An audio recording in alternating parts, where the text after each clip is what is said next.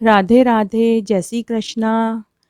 आज मैं आपको बैसाख स्नान की एक पौराणिक कहानी सुनाने जा रही हूँ। अगर आप बैसाख स्नान करते हैं तो आपको व्रत के साथ में कहानी भी सुननी चाहिए। इससे व्रत के साथ कहानी सुनने का भी पूरा फल मिलता है। आइए अब हम बैसाख स्नान की कहानी सुनते हैं। एक गांव में एक पति पत्नी थे। पति जंगल से रोज लकड़ियां काटता था और शहर में बेचता था।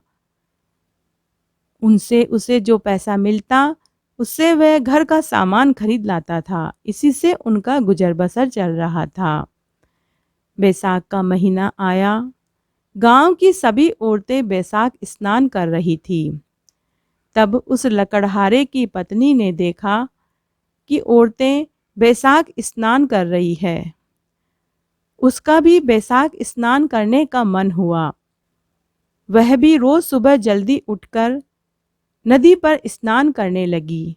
अब वह रोज अपने पति के द्वारा लाई हुई लकड़ियों में से एक लकड़ी निकालकर अलग रख देती थी।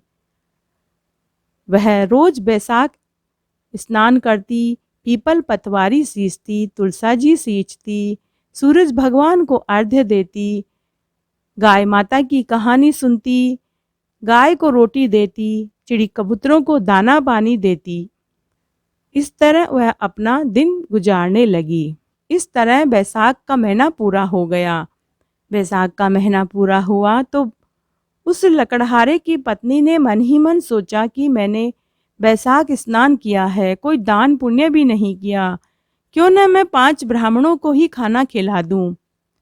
तब वह पूरे बैसाख के महीने में उसका पति जो लकड़ियां लाता था उनमें से वह रोज एक लकड़ी उठाकर अलग रख देती थी। तब वह उन लकड़ियों का उसने गट्ठर बनाया और लकड़ियां बेचने के लिए बाजार गई और मन ही मन बैसाख भगवान से विनती करने लगी कि मेरी लकड़ियां जल्दी से अच्छे दामों में बिक जाए तो मैं 5 ब्राह्मणों को खाना खिला दूं। इतना पैसा मिल जाए कि मैं पूरी सब्जी और नुक्ती बनाकर ब्राह्मणों को खिला दूं। ज़्यादा न मिले तो दाल भात ही बनाकर खिला दूं। बैसाख भगवान ने उसकी उन लकड़ियों को चंदन की कर दी। जब वह लकड़ी बेचने जा रही थी तो रास्ते में राजा का महल आया। वह जोर जोर से चिल्लाती हुई बोलती हुई जा रही थी कि लकड़ियां ले लो, लकड़ियां ले लो। राजा के दरबारी ने उससे पूछा कि लकड़ी का क्या भाव है। तब उसने कहा, मुझे तो मालूम नहीं है कि लकड़ी कितने में बिकती है, मुझे तो 5 ब्राह्मण जिमाने हैं, बस इतना पैसा मिल जाए। तभी अचानक महल में से राजा और रानी बाहर निकले। राजा ने नौकर से पूछा कि कौन है। पहरेदारों ने बोला कि राजा जी, एक औरत है, वो लकड़ियां बेचने आई है। राजा ने कहा कि तुम उसकी लकड़ियां खरीद लो, वो कितने में बेच रही है। पहरेदारों ने कहा कि राजा जी, उसे सिर्फ 5 ब्राह्मणों को खाना खिलाना है, उतने ही पैसे उसे चाहिए। राजा ने नौकर के साथ बहुत सारा खाने पीने का सामान और रुपए भेज दिए। लकड़हारे की पत्नी ने पूरी सब्जी और नुक्ती बनाई और ब्राह्मणों को जिमा दिया और सभी 5 ब्राह्मणों को दक्षिणा देकर पांव छूकर विदा कर दिया। बैसाख भगवान की कृपा से उसकी झोपड़ी की जगह महल बन गया। रसोई में 36 तरह के व्यंजन बन गए। शाम को जब उसका पति लकड़ी बेच कर आया तो उसे उसकी झोपड़ी दिखाई नहीं दी। तब उसने अपने पड़ोसी से पूछा कि भाई, मेरी झोपड़ी थी, वो कहाँ गई। तब पड़ोसी ने कहा कि तू तो दिन भर लकड़ी बेचता फिरता है और तेरी पत्नी सेठानी की तरह डोलती रहती है। कभी बैसाख नहाती है, कभी पीपल पूछती है, कभी पतवारी पूछती है। आज तो उसने ब्राह्मणों को भोजन कराया और दक्षिणा में उन्हें खूब पैसे भी दिए। और ये जो झोपड़ी की जगह ये महल खड़ा है, यही तेरा मकान है। लकड़हारे को बहुत गुस्सा आया।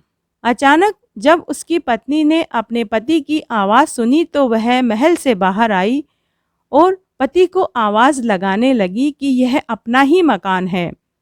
पड़ोसन की सिखाई बातों से पति पहले ही क्रोधित हो रहा था। उसने पूछा, चोरी करी, डाका डाला, क्या किया? बता, इतना धन कहाँ से आया? पत्नी ने कहा कि पड़ोसी की सिखाई बातों पर विश्वास मत करो, मेरी बात सुनो।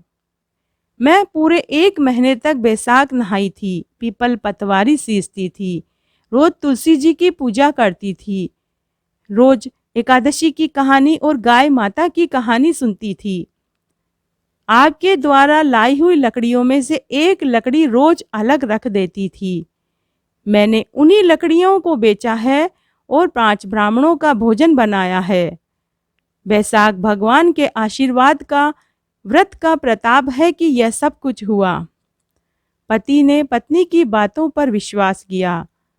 दोनों ने एक साथ बैठकर भोजन किया और बैसाख स्नान की महिमा को सबको बताया और उसने पूरे गांव वालों को इस व्रत की महिमा बताई।